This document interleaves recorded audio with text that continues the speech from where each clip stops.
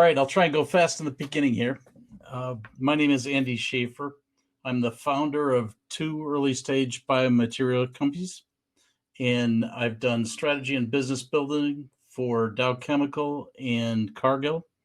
I've recently become a reluctant author because of the roadmap we're going to go through had requests and people kept asking for it. So I actually wrote the book and published that recently. And I'm a advisor and board member to several early stage and startup companies. So with that, I'm going to ask if you can quickly put into the chat a little bit about what your role is with your company, so I can have a little bit of knowledge of who's on the call and who's watching, and we'll go from there. Okay, well, at least maybe you'll be able to see one of the screens, the screen share on the right. So the question that I found that was most perplexing when I started working in consulting after the things that I did in my career was, where are you going with your business? What's success? And I found that I kept asking folks about this, and they didn't know what that was. They didn't know where they were headed. So it's like a drive in on a Sunday afternoon. If you don't know where you're going, then any road's going to take you there, and you're going to spend a lot of time and resources and not get to where you want to be on your destination. All right, see if I can get the slides to advance. I suppose I have to do this. Okay, so Jack Dorsey, who's the founder of Twitter and Square, said success isn't accidental, and neither should your strategy. So you should have a plan. You should be going somewhere, and your strategy is about the choices that you need to make to get you to where you want to be. Your strategy should be the outcome of those choices. The difficulty isn't the logic, it's in those choices. So my definition of strategy for all of you, and I'm going to go very fast on this, I'm happy to recover it later, is that strategy is a plan that makes choices to align your activities and resources so you create sustainable and distinct differentiation from your competitors and value for your targeted customers. So when it works well, it's like the pit stop here. Everybody knows before the car gets in there what needs to be done, how many tires are there, how much gas is necessary, what adjustments to the car needs to happen. Everybody does their role, they do it on time, they don't worry about the other folks, and it works really, really well. When it doesn't work well, when you haven't talked about things, it looks more like this. So how many of you have been in a management meeting that looks like this, where you're talking about where you want to go?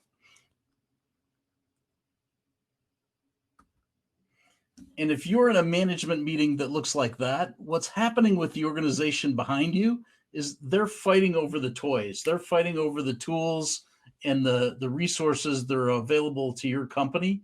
They're not using them to the benefit of your customers and your company for what you want to accomplish. And so the problem here isn't the fact that this is not understood. The problem is that since the first book on strategy was written in 1962 by a gentleman by the name of Alfred Chandler, and surprisingly, it wasn't that long ago. It was just 1962. There have been about 20,000 documents, books printed. That's about 7 a week. So I'm not sure how many of you have kept up with your reading, but that's a lot of books to be read. And so my clients needed something that was intentional, very clear, memorable, because they had too many things to try and keep aligned, and that integrated all of the pieces for impact. And that was the origin of strategy. So the strategic roadmap, it operates on 2 levels. Every letter in the word roadmap stands for something you need to do in sequence for developing your strategy. The road part of it is iterative. You need to work these pieces back and forth to make them all work together. The map part of it is focused on execution. Once you know what your road looks like and where you want to go, just like on a map, then you need to focus on how you get there and mapping the execution. So the R in roadmap stands for results. It's the qualitative, quantitative description of what success looks like and what timing for it needs to be. So it starts with declaring a destination.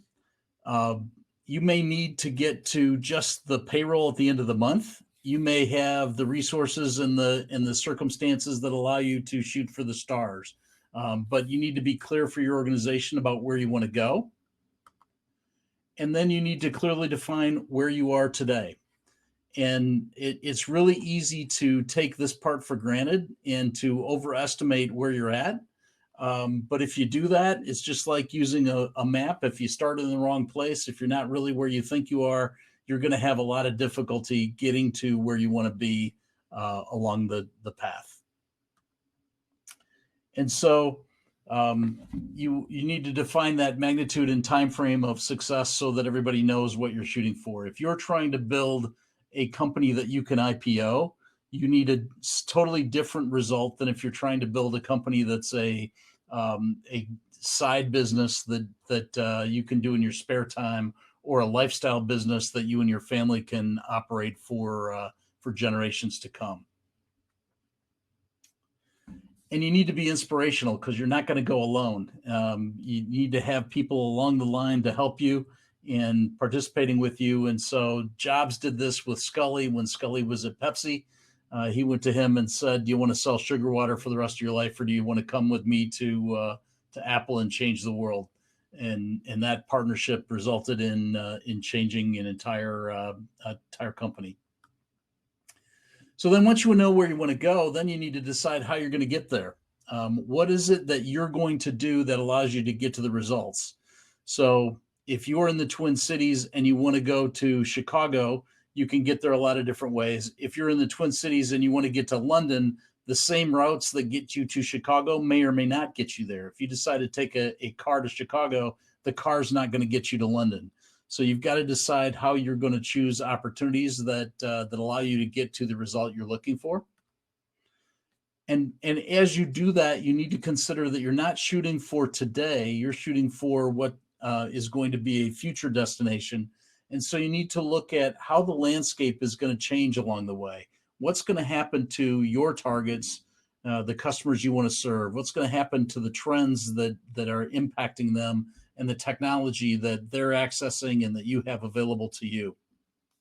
If you think about it, if your business was in sewing clothing, there's probably been a really distinct problem with hemming pants recently. You might have a really big business sewing masks, or you might have a really big business adjusting waistlines, but the dress pants market probably isn't doing too well for sewing. And those changes can happen fairly quickly, and you need to be thinking about and looking at what's your future look like. What do you expect to happen in the landscape as you think about getting to the destination and the results that you're talking to? The bike may win here, even though it seems unlikely. It depends on what's going to happen with the road ahead and the terrain ahead. So those adjustments are something that you need to be conscious of, because otherwise you'll be choosing the wrong resources to get you to where you want to be. And you can choose to go big, but remember, going big has consequences. This vehicle is going to allow you to do a lot of things, but it's not going to be nimble. It's not going to turn quickly. It's not going to operate in narrow roads, and it's not going to get great gas mileage. Those trade-offs may be worth it to you, but the assessment of what trade-offs you're making as you make the choices of opportunities are important. And then think about how many cars fit in your garage. There's a number of different choices you can make for how many paths or how many opportunities you want to work on.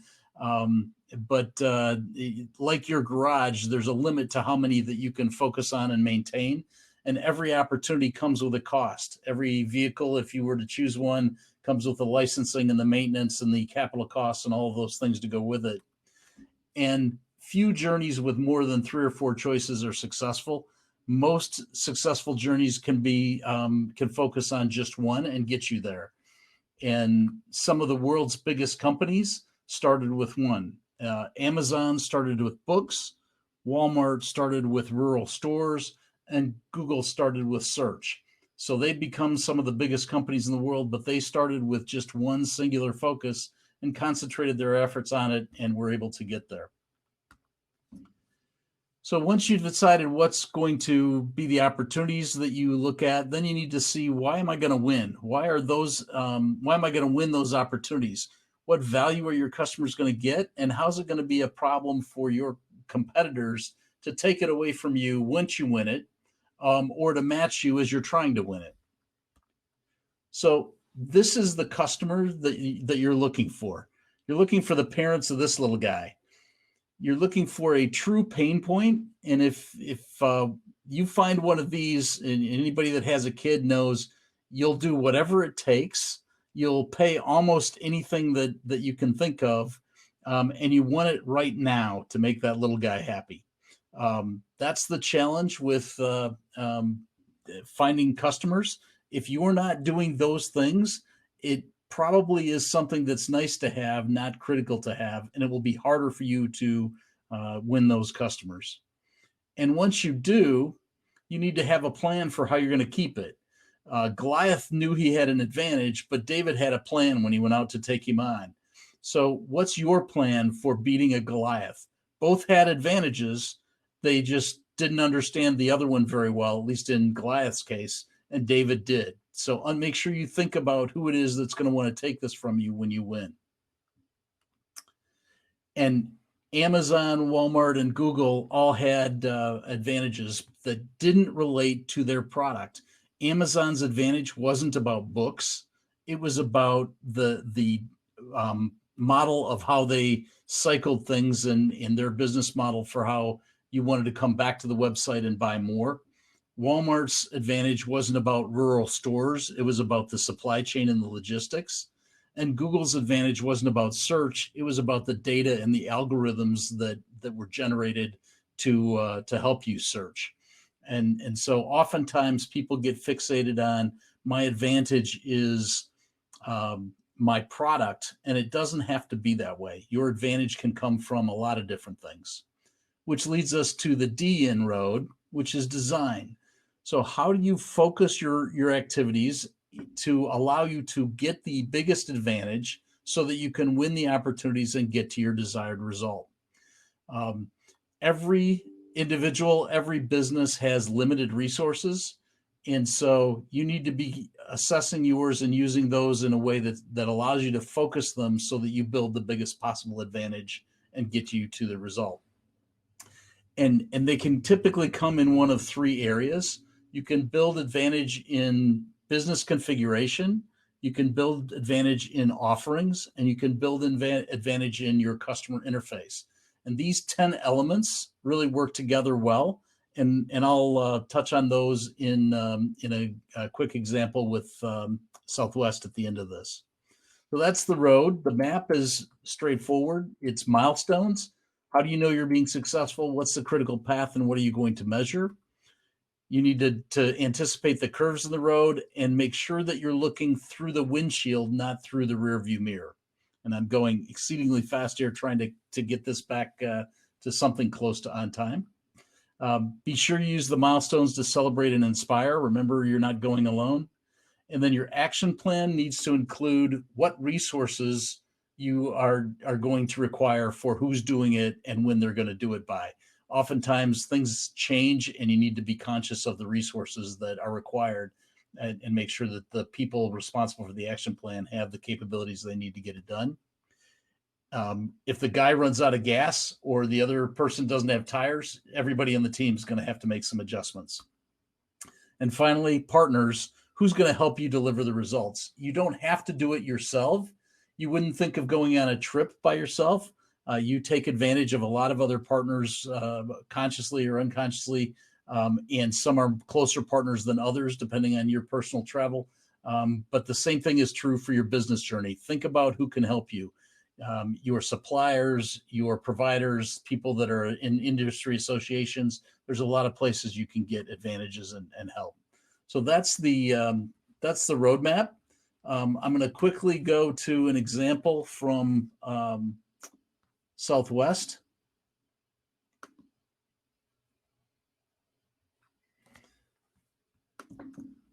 So if you remember in 1971, or if you went and studied this in 1971, Southwest had 4 planes in Dallas, Texas, and they wanted to be a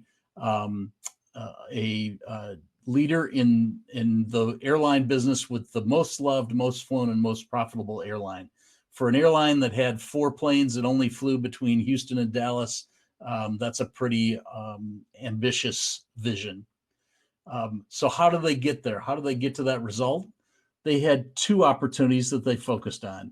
First one was competing with the road trip, and the second one was doing things differently from other airlines. And everything they did on advantage and design was built around these 2 differences. It wasn't built around paying attention to the other airlines other than how to be different from them.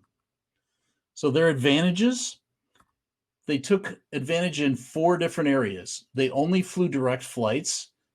They didn't fly through the hub and spoke model that all of the other big airlines used. They had ultra-friendly onboard service that was fun. If you think about competing with the road trip, we go on road trips with our friends. We go on road trips and we have fun.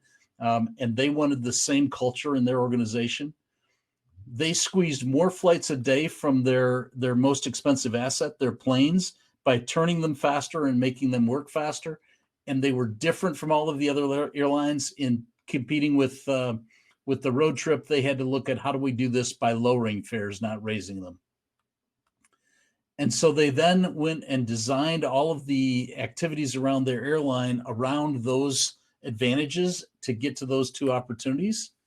They only flew 737s so that they minimized the costs, the training, the parts, all of that. They made sure all of their turnarounds were fast, and they were the first airline in the industry with those little tips on the wings that point up. Those winglets allow them to save a lot of fuel, and they were the first in the airlines industry to do fuel hedging to reduce costs as well.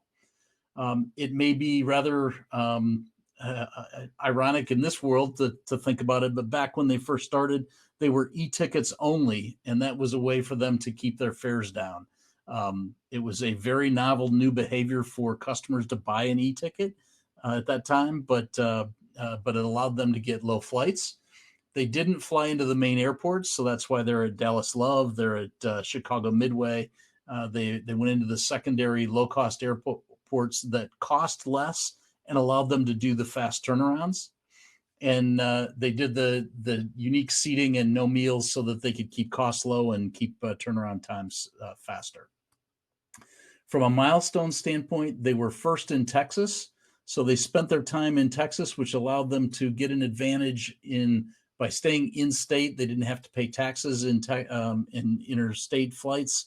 That allowed them to keep their costs down. And then they grew by focusing on different geographies as they went forward. I don't have a vision into their action plans. I wasn't around, and of course I'm looking back to put this together and make it an example. But I would point you toward the milestones for the kinds of things they had to do. And I'd challenge you to think about who were the partners they needed to do this. The partners they needed in their trip were their employees. And in order to have the fast culture, the fast turnarounds, they needed the employees to clean the planes and not wait for cleaning crews from the airports. And so they offered employees the first profit sharing plan in the industry. And they've made now 45 consecutive profit sharing payments. They were recognized as one of the best places to work. They built their HR into their design for their business because it was such an important part of their business for them. And from a results standpoint, they achieved their destination in that they became one of the most highly recommended flights. They carried about airlines in the industry.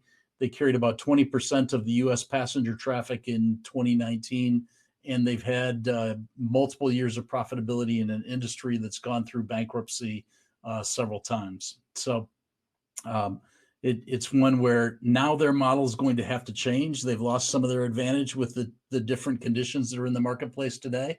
And the other airlines have taken away their change fees. They are taking away their baggage fees. And so some of what Southwest had as an advantage initially, they're going to have to rethink in this environment. But they were able to accomplish it, and it gives you a good example of how they put things together with a framework a lot like Roadmap that you can look at.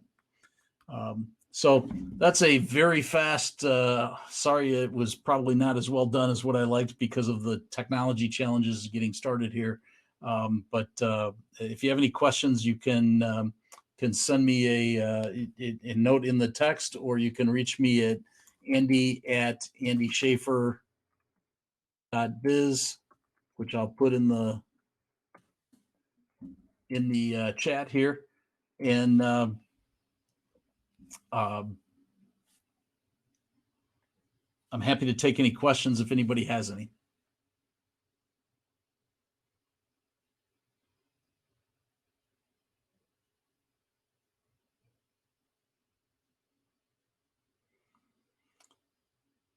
If you'd like a more detailed look at Roadmap, there is the book available on Amazon, or the website strategicroadmap.biz also has the link to the books. So you can get the book there, either electronic or print paperback. So sorry for the rapid race through, and hopefully you were able to take something away from this.